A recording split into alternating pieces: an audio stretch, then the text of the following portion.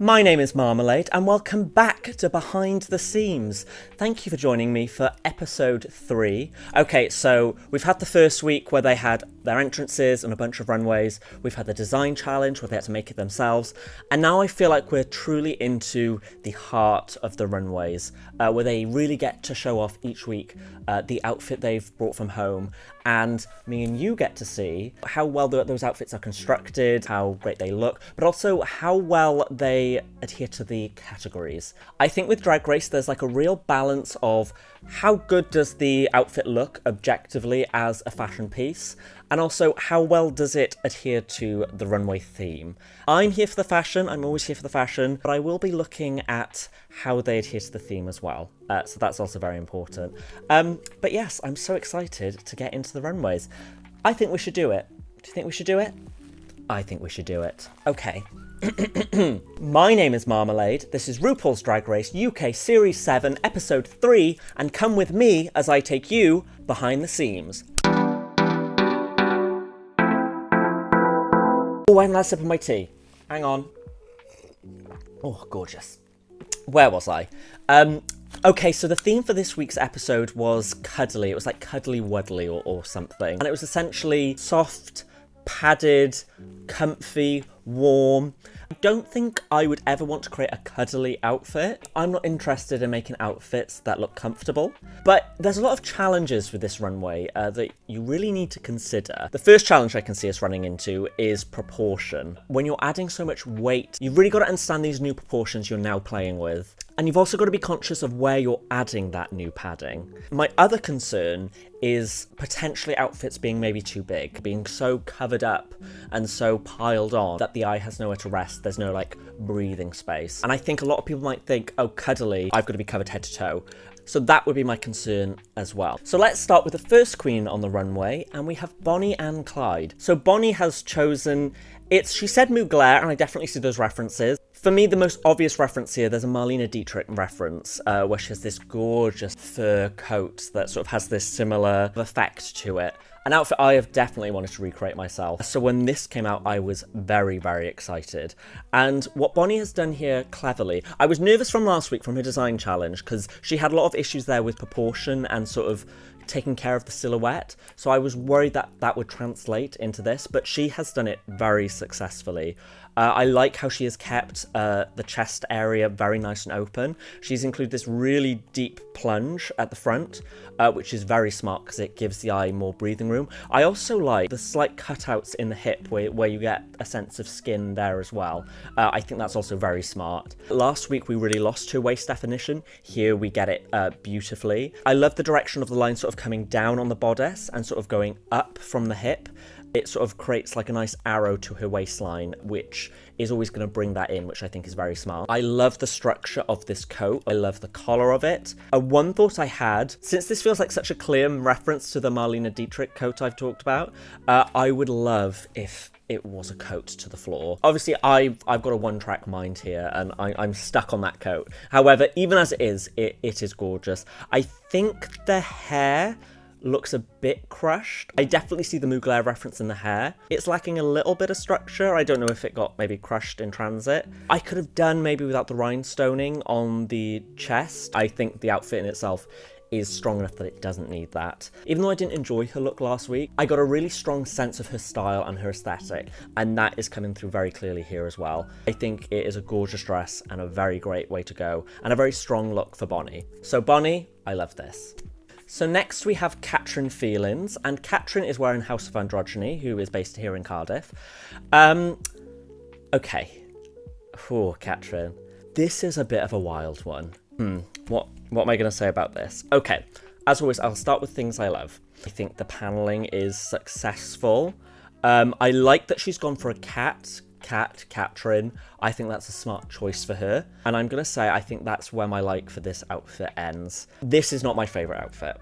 I feel like if she was going to go for a cat, I think she either should have gone for a very realistic cat, sort of like either a ginger cat or a tabby cat, a striped cat, or if she was going to go for like a cartoony cat, she should have gone for one that was instantly recognisable. She could have done Cheshire Cat and done all purple, because this sort of like blue, sort of green with a bit of pink, it doesn't read as cat. If she hadn't gone like that with the paws at the beginning, I wouldn't have got it. The pointy shoulder, I think, is an odd choice. The tail looks a bit like a sausage. I would have liked for it to maybe been a bit more sculpted and maybe had like a bit of a flick or like a point at the end. The wig is crazy. I just do not like this wig. I do not like the hair at all. It's giving Nutty Professor in not a very good way.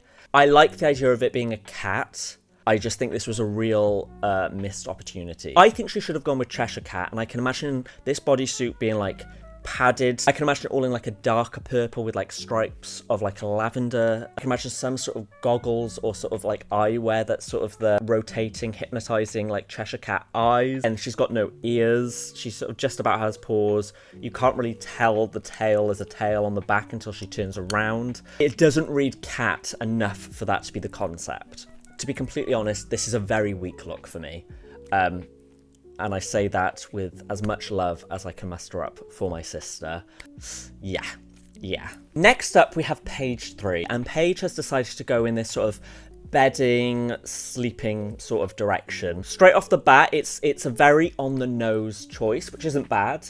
I loved like the closed eyes on the sleeping mask as like a first image. I thought that was very strong. I liked the idea of when she dropped the sheets, it became the dress. It didn't detach. It wasn't dropped off. I love the shape on her. I love the sort of the asymmetrical organicness of like the neckline. I usually would not like this shoe with the sort of the fur trim, but I love that it gives the suggestion of like slippers. It's like a real sort of matured elegance to it, which I think is sort of the first time we're really getting to see this side of Paige. I will say the pillow at the back, I wish it was kind of connected in with the sheets, and when she threw the sheets off, the pillow went with it. It's not quite structured properly, and it's not really retaining its shape very well. And the issue when you have like a detail like that where the structure is just kind of failing, that's where your eye goes to. So when she was walking, I kept looking at that pillow to see if it was going to hold up. Either it needed to be a lot bigger and like really hold its form, or it needed to fall away with everything else. And I think it should have fallen away with everything else. I like the organicness of the sheets. I will say towards the top of the skirt, starts to look a little bit like scrunched up tissues. It feels a little bit tortured and like tailored into place. I would love to get close and see how this dress is made, because I noticed when she was sort of like pulling it, it felt like it wasn't quite playing ball. I loved how like tousled the hair was. There's a thing with Drag Race where drag queens get everything brand new for Drag Race and everything's all structured and perfect. There's like a lived in quality that's sort of lacking from the drag. So I love that this feels like sort of lived in. It goes along with the story. She's been very successful with her fashion choices, having equal parts like real world fashion and glamour, but still keeping her foot in like the camp sort of eccentric side. So next we have now Bella, and Bella has shown up in this sort of cat. It feels like a little bit Ute. It feels a little bit... It feels a little bit Cruella. Now, I know Cruella is dogs, but it has that sense to it. When she took the dress off, I loved that it felt like just like the suggestion of these paws, one paw like sort of reaching up between her legs. I was bothered. First of all, she had like fishnets on, which you could see like the waistband of the fishnets. It wasn't a look to wear fishnets with. You could sort of see the plastic band of the underwear, which I think if you're gonna do a look like that, it has to be like a stick-on sort of strapless pant. The straps just sort of cheapened what I thought was otherwise a really nice effect.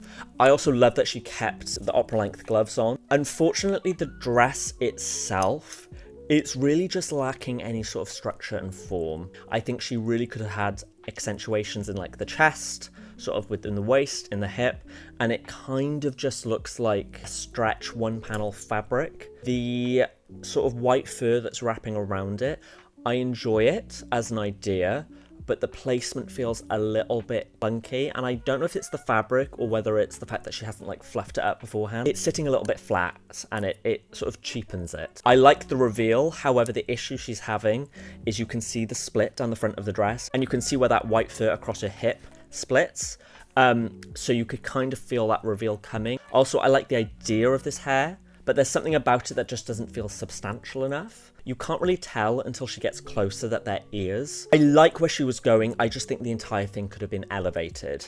However, I really enjoyed the sort of the reveal underneath. But it was okay. It was okay. So next we have Viola, and Viola is wearing an outfit by Bald Eagle Design, Unlikely Studio, and Odd Fabrications. And she said she wanted to sort of be this mechanical bear creature. And I'll say I thought that was like an interesting choice. The Five Nights at Freddy's reference, I thought that was like really fun. I liked her face and how she'd done the makeup underneath. I really enjoyed the contacts. There was a lot of debate about whether this was drag or whether this was a costume. It's a real tricky one because drag inherently is a costume. I think it's valid to say what makes this drag versus what makes this a Halloween costume, and sort of what's the difference there. The way I would define drag is a costume that you put on that explores gender identity. Which, even saying that, is very vague, I know. If I'm using that as my metric to judge, do I think she has done that here? Somewhat. Like I said, her face in this is a very big component, which I enjoy. But I do understand for the rest of it, there isn't sort of the elevation that puts it into a drag point of view outside of a costume point of view. I think a lot of the details are done nicely. I do really enjoy the sequin blood. I think that is an element that drags it up. I enjoyed the one eyeball that sort of came out. But my issue with it is that it feels very literal and sort of on the nose of, oh, I'm trapped in this bear costume. And there are certain elements that are fun and interesting, like the bone sticking out the leg, the scratches. And it's always great to show different sides of you, especially on Drag Race. But I always put it down to, is your DNA still in this look? Knowing Viola, I think she could have done the same concept, but with more interesting swings. And I know that sounds funny to say because she is dressed like a mechanical bear. The execution is nice. I think my bigger issue here is I don't know what it says to her drag. I don't know, and I don't know what it says about her contribution to drag, if that makes sense. So next we have Tayris, and Tayris is wearing an outfit by, so I'm reading these names off Instagram, so I apologize if I mispronounce this, but I believe it's Lin Layang, and she's sort of wearing this red, I think she said it was either knitted or crocheted sort of bodysuit with, I can't tell if it's a jacket over the top or if it's all in one. I believe it's a separate. From the top of the runway, I would say there's definitely a striking appearance to it. My biggest issue I'm having here is I'm struggling to see what the concept is with this. I can't quite make out sort of what the shapes are and sort of what the pieces of the outfit are. Because it's a crocheted outfit, I did notice that it wasn't sitting as nicely and as smoothly as I'd like, sort of around the hip and like the crotch area. I think a crocheted bodysuit is difficult on the best of days. She's got like these padded like either boot covers or like leg warmers, and again it's just sort of like adding weight to like her shin that I don't think needs to be there. You've got such like a weighted outfit that adding sort of like a weight to that sort of lower leg area, it just again shrinks her down. Another thing I picked up on is she has this like black belt, and there's something about the belt that just feels very regular. I'm not sure if maybe she was having fit issues again because it's a crocheted outfit. It just looks a bit too regular for everything else that's going on, because there's no sort of clear like delineated like lines and like structure. It's hard to tell if it's mistakes or if it's intentional. But there are certain just like folds and sort of bunching that I don't imagine is intentional. If you're going to do this sort of bigger shape on the top, then the bodysuit needs to be more fitted and defined. The last couple of weeks, she sort of had this bodysuit cut with sort of either a jacket or like a little skirt or something attached onto it. So I'm hoping we get some more dynamic silhouettes with Tayris going forward. Do you know what it is more than anything? I just don't think I'm going to remember it. Not my favourite, but perfectly fine. So next up we have Elle, and Elle is wearing Trudy Scrumptious drag, and she has gone for this sort of like 60s poodle. I really enjoy the concept. It feels very clear. I also enjoy the colour palette. I do wish there was a stronger pink in it, just because the light pink is getting a little bit washed out. I enjoyed that it feels like a touch on like a poodle as opposed to being a literal dog. A few things. She has two things that I've already spoken about that I don't like. She first of all has her name on her choker, which I get we're going for like a dog collar type of thing. However, I would have liked for it to look more like a literal dog collar. This sort of pulls me back into the real world of like Claire's accessories, cheap jewellery. And she has done the thing where she has done the leg warmers. She has added all this bulk to below her knee. And then what makes it worse for me is that she has this platform shoe where you can see the top of her foot. So you see thigh, then you have white fabric, a slither of the top of her foot, then a pink shoe. It just shrinks her down. She has all the components to make her legs look long. She's just added all this bulk onto her shins. I do really enjoy this boa. I like the shape of that. I like that it's like two-toned. It's not just white, it's not pink. It's a mixture of both, and I enjoy that. An issue I'm having with Elle, I need her to look at her silhouette and really start thinking about using her form in her outfits. Last week we couldn't really see her shape. The week before we had the Titanic, which again we couldn't really see her shape.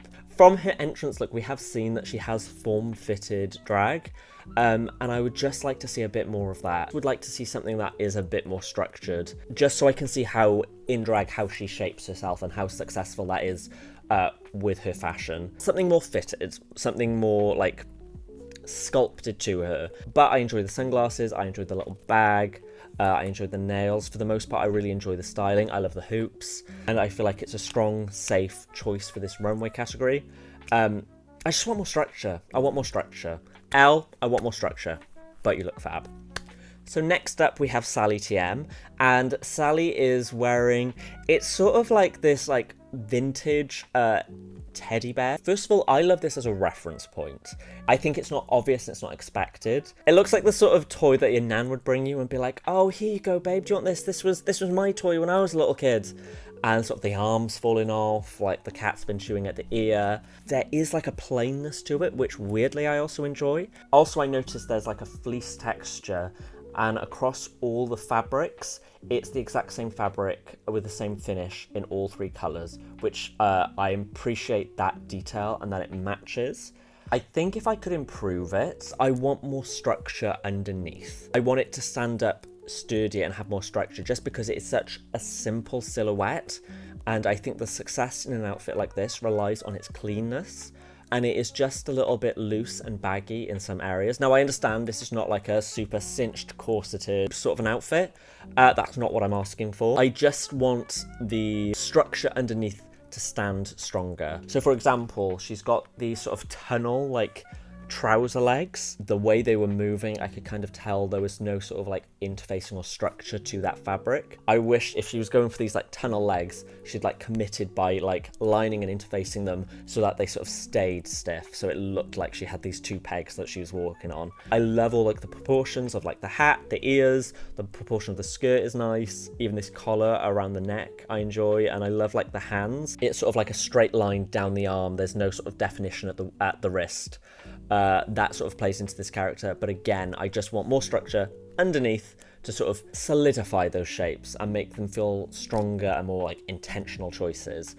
But overall, for Sally, I don't think it's my favourite Sally look, but I see her in this, and I see how this is her interpretation of this category, and that is something I really enjoy. And next up, we have Bones.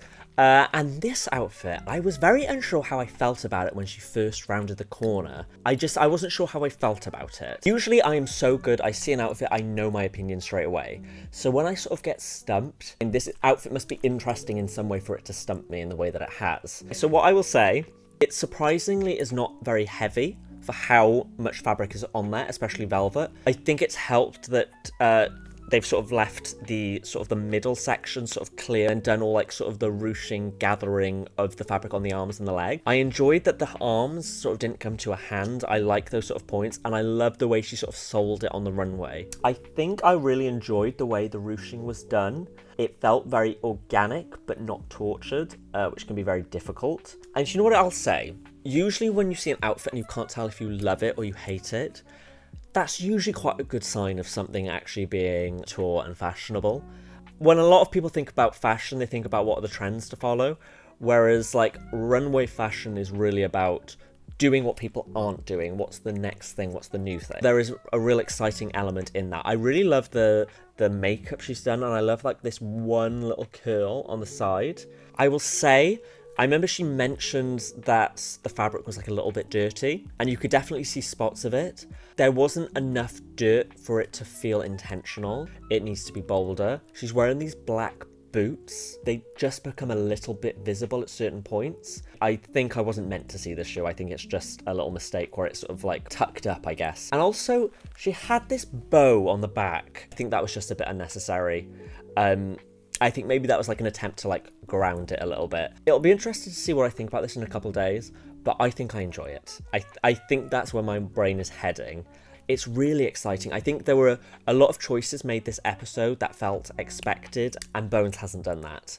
So I really commend her for that. And Bones' outfit was made by Selexa. So next up, we have Chai Tea Grande. The second she came around the corner, I think she mentioned it on the runway. She sort of said this sort of like Moncler, like Richard Quinn crossover, which I immediately saw.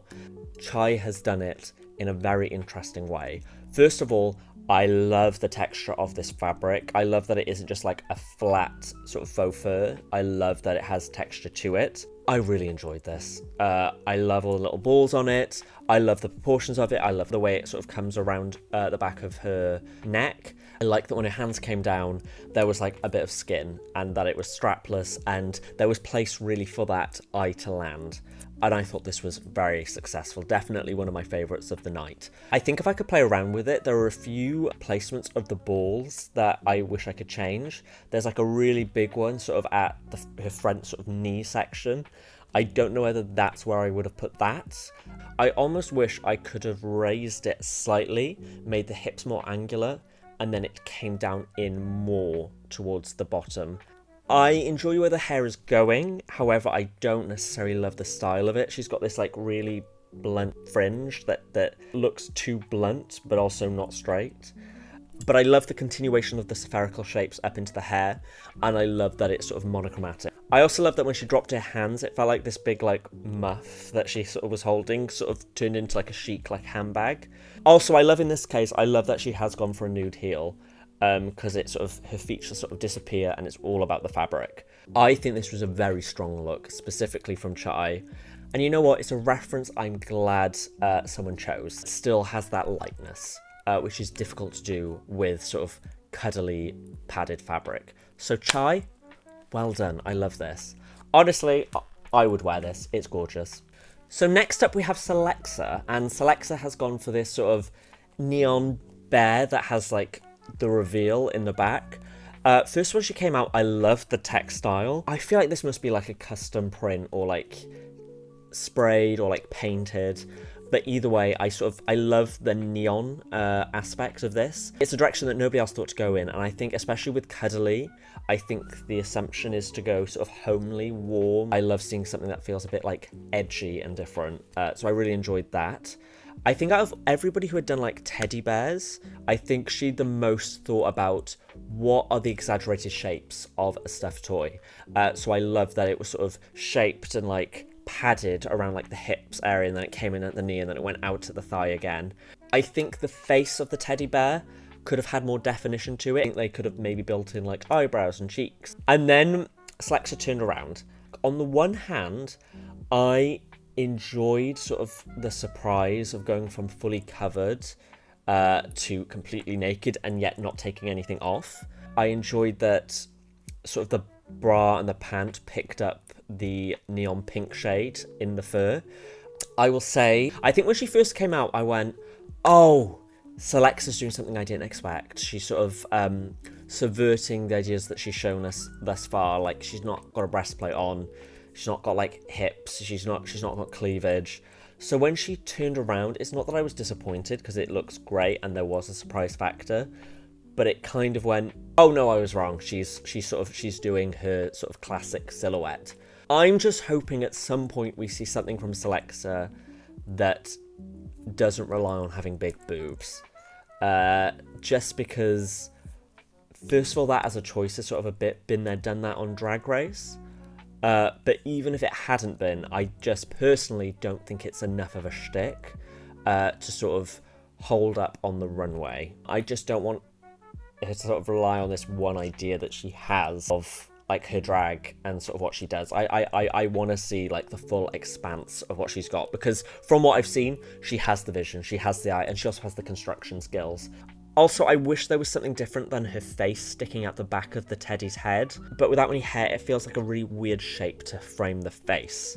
It's just a slightly odd proportion given everything. And with that, we're at the end of the episode. Let me just grab my tea. I always feel like this just gets really cold when it's sat here.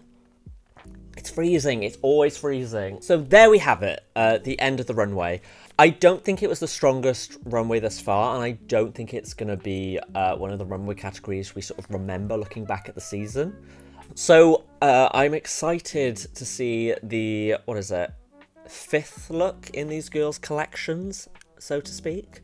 And I'm, again, interested to see next week how their aesthetics grow, how when we add a new look to their repertoire, looking back how they all piece together. There have been a few girls that I am sort of at the point where I'm looking to see if they're going to do something new, so we shall see if that happens next week. Anyway, please, like always, do make sure to like this video, comment on this video, subscribe to my channel. The response to these videos so far has been incredible. I never thought this many people would care what I had to say, but it really does mean a lot, so I appreciate it. And like always, comment what you think. Let me know. Do you agree with me? Do you disagree with me? Now, honestly, I read every single comment, so please, I'd love for someone to tell me I'm wrong. Go on, tell me I'm wrong. But not too much, because I will cry. Hear that, babe? I will cry. Anyway, that is enough from me. Thank you so much for joining me for another fabulous, gorgeous episode of Behind the Scenes. All the love in the world from me, Marmalade. Mwah. Bye.